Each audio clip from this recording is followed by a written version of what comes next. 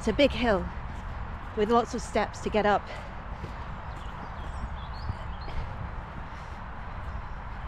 It's quite tough. Oh my god, I can see them. The devils. Today I'm heading to Box Hill in Surrey. You may have heard of it. It's the one with the steps. So I set off from London in the morning, well actually late morning, to catch the off-peak train. I have no time for paying full price. I'm heading to Box Hill and Westhumble station. There are direct trains from London Victoria or Waterloo. It's between 45 minutes and an hour journey time, depending on which one. London Waterloo is quicker. But for me it's 38 minutes. I decided to take some layers off on the train. That hill comes quick. And we're here.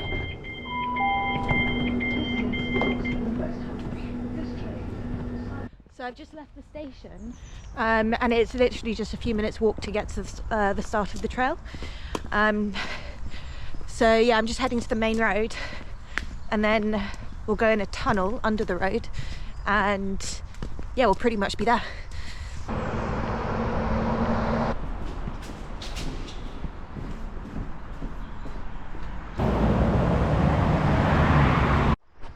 The tree's fallen down.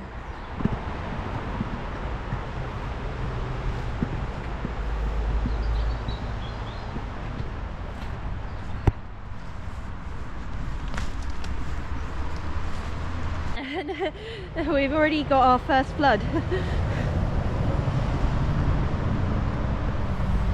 But I think I can, it looks like I can walk around it.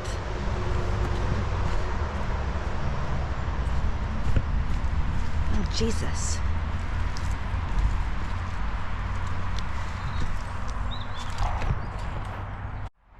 So this is Box Hill just ahead.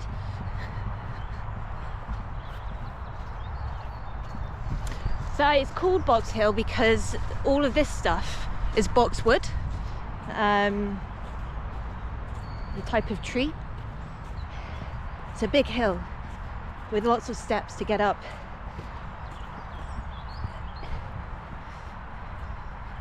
It's quite tough. So the first thing we're going to go to is, well, we've got to cross the river. There's two ways across. There's a bridge and there's stepping stones. But sometimes the river's too high and you can't use the stepping stones. Oh shit. Oh, I can see another big flooded area. I hope this isn't a sign of what's to come. Last time I was here, you couldn't use a stepping stone, so I was hoping to be able to today.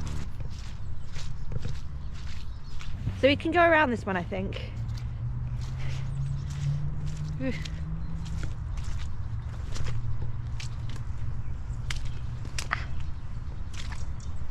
So I can already see the river's pretty high, so I'm pretty sure the stepping stones won't be accessible. So I might just skip that, because you know it's extra walking to get to them and find out I have to come back.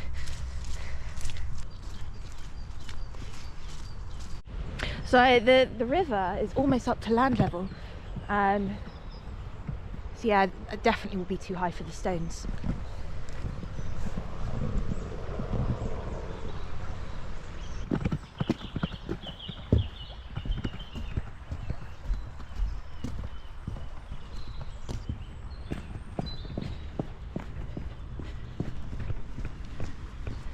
You know, it's funny because I've done this walk loads, like over the years, but this year, the last time I walked it, the river was too high for the stepping stones. That was the first time I've ever experienced that, and then the same again today. Yeah.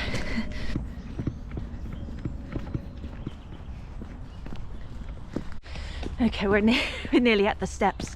Oh my god, I can see them. The devils.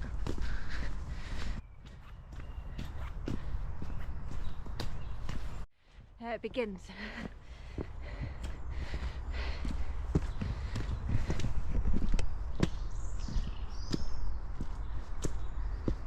Oh no, I've lost my scrunchie. Shit. Oh, I don't want to go down and have to come back up. I mean, I'm going to come back this way. Oh, it's just here. It's here. That was close. I think it's time to take a layer off.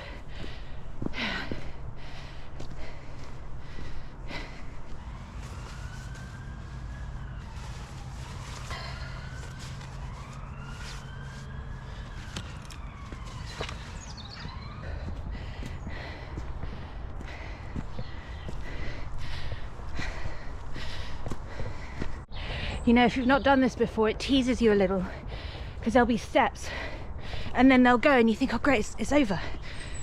But then we'll come back. Oh, there's a big tree fallen.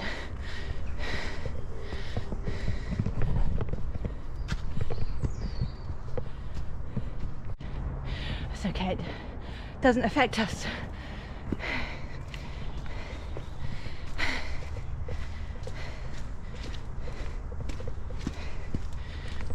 Maybe that's been like that for a while, I just never noticed.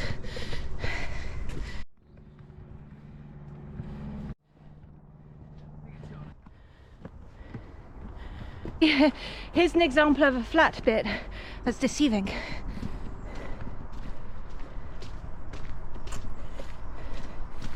And oh look, the steps, they're back. Okay, I've had enough now. The steps need to end.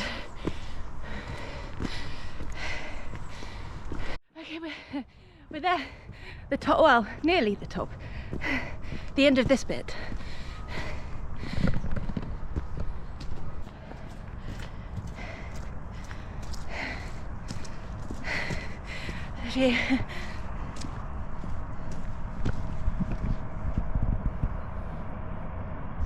This is why people do the steps, for this.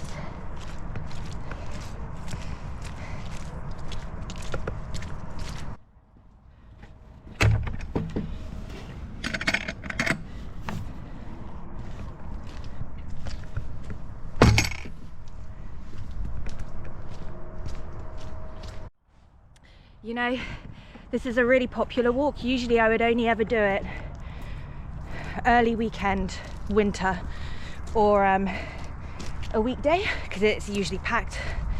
So it's a weekday now, and I've literally passed like 2 people so far.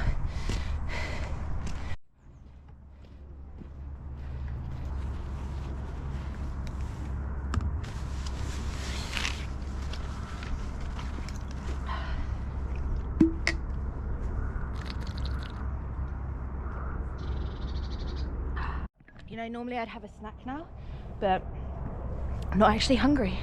The train journey was quick. It was like 38 minutes. I had breakfast just before I came out, and then I was snacking on the train. So I'm pretty good right now. Actually, I changed my mind. I'm hungry now. Might as well.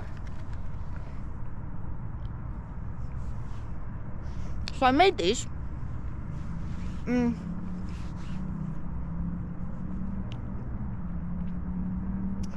These are like protein energy bars. I made a whole bunch. Loads actually. This has been going for weeks. I figured it's healthier than buying stuff from the store and cheaper.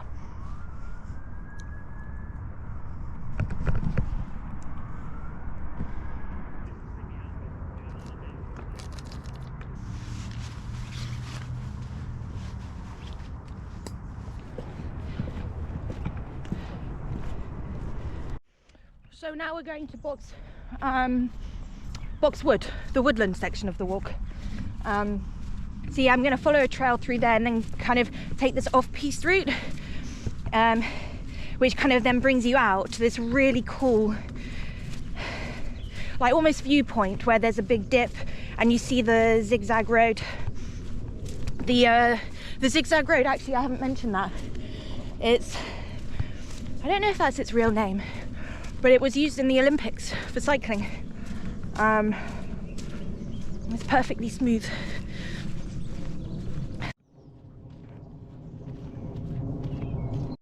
And then I'll circle back round and we're going to go past a a very interesting grave.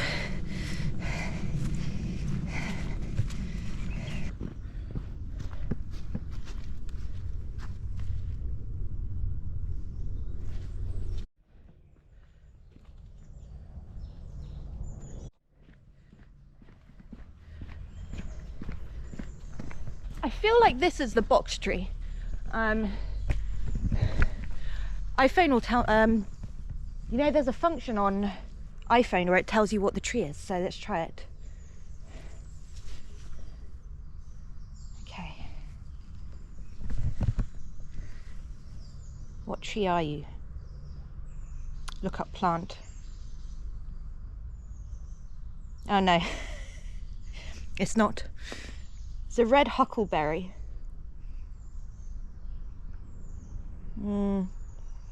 It says North America, which we are not. Red? In the picture there's berries. There's no berries here. I don't know. I don't know. There's some really strange stuff in here.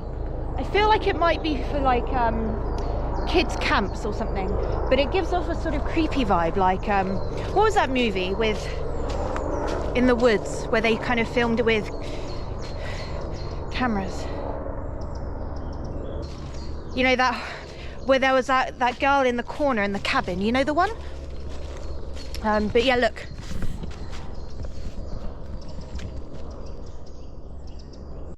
okay, let's leave here.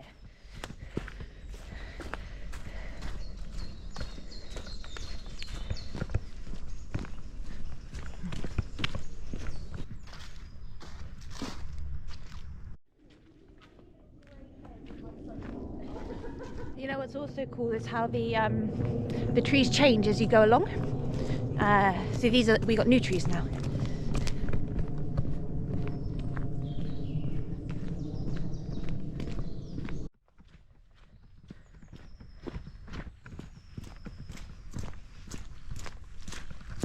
So the off-piste bit is coming. There is no trail sign for it. The only way you'll know is there's like this plank of plank of wood type thing here.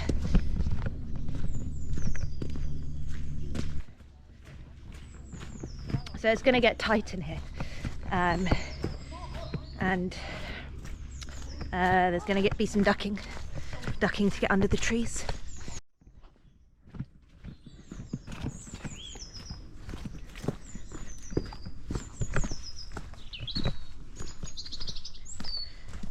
Oh.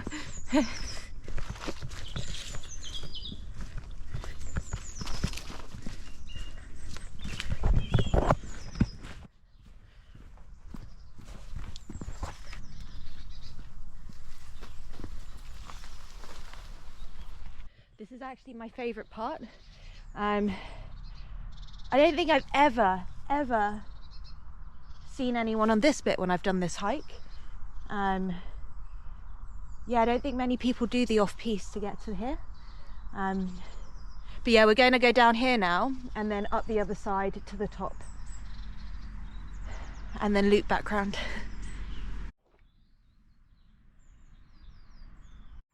Okay, we're crossing the road now, the Olympic Road.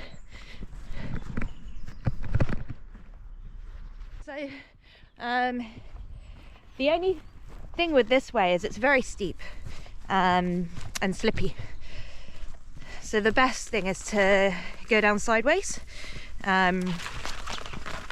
especially now when it's a bit wet and muddy. You get a good view of the road, or it does hairpin bends down there. So you see there's a trail just there. That's the one I'm going to go up the other side.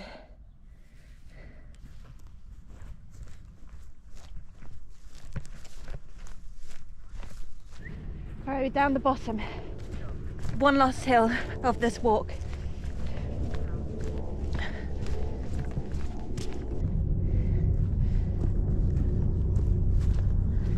The irony is also not lost on me how I just said I'd never see anyone on this bit and there are people behind me. It's the last hill, but it's also a short one. But it is steep. good leg workout.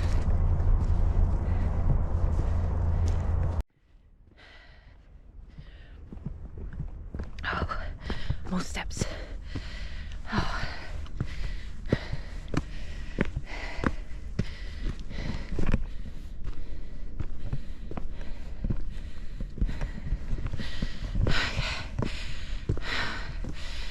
We have to squish through this bit. Oh. Oh. Nearly there.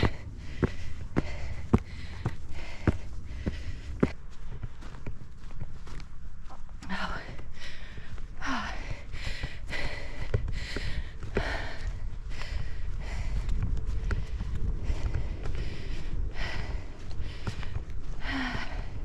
I made it. I'm at the top.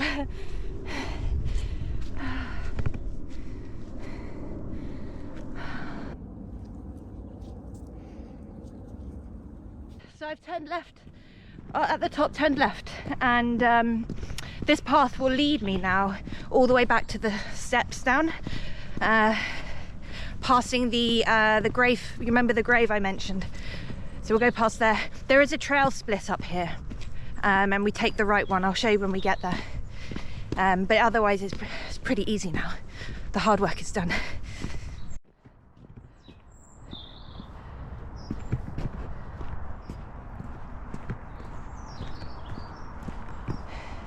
Nice views here.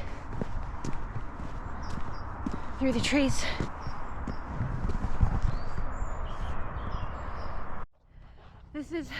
We're at the trail split, so here we go right, this one here.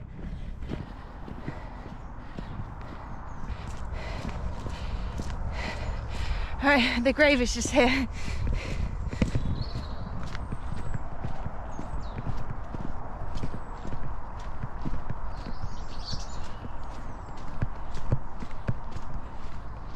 So the guy buried here is Peter Labellia.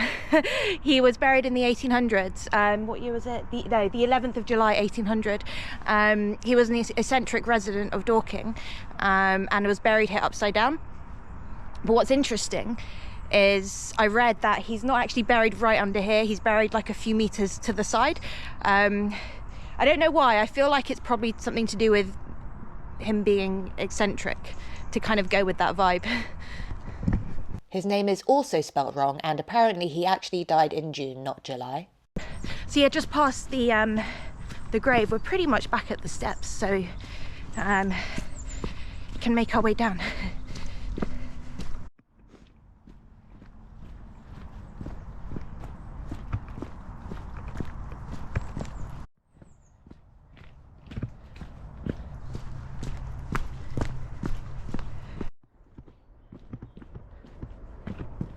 So it can be a little slippy going down if it's wet, and it's a bit wet.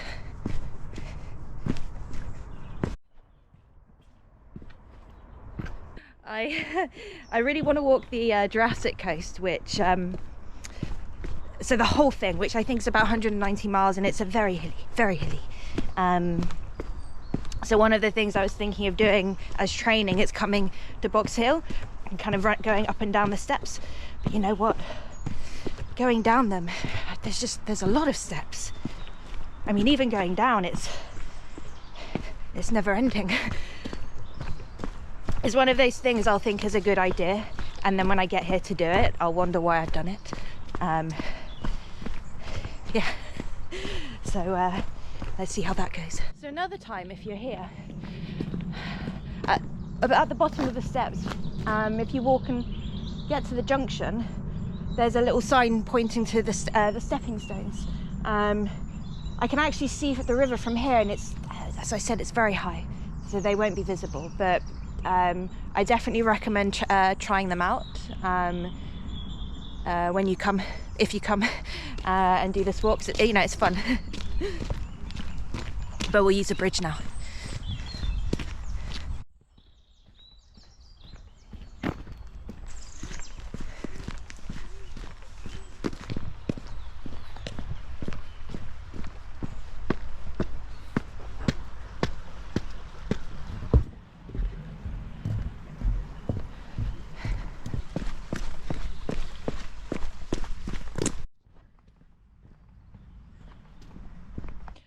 like almost a spring feeling to the air.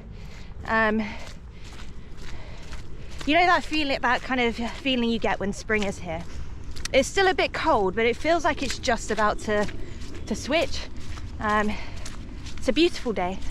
And the birds chirping.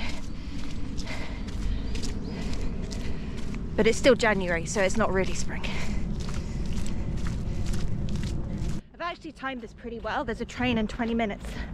I love that. I love that when that happens. You know, the worst is when if you're going to a station where it's one train an hour and you arrive just after one has left, so you have to wait nearly a whole hour. Especially if there's nothing in the area to do and it's winter, so it's cold. That's happened to me before. And it was late as well. I think maybe it was after sunset. That wasn't fun. Yeah.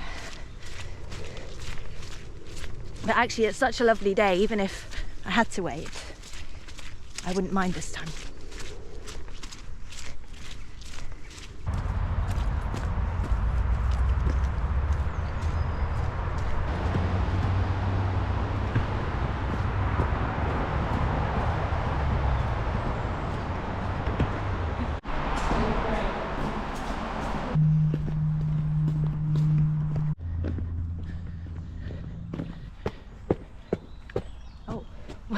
I took the wrong stairs.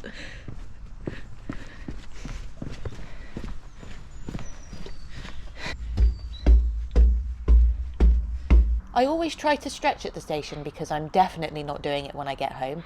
I did my calves, but then got bored and decided to sit down instead. Now that I think about it, I haven't done any hills for... Oh, the train's coming. As I was saying, I haven't done hills in a while, maybe 6 weeks or so. Despite complaining, it actually felt good. Jurassic Coast, here I come.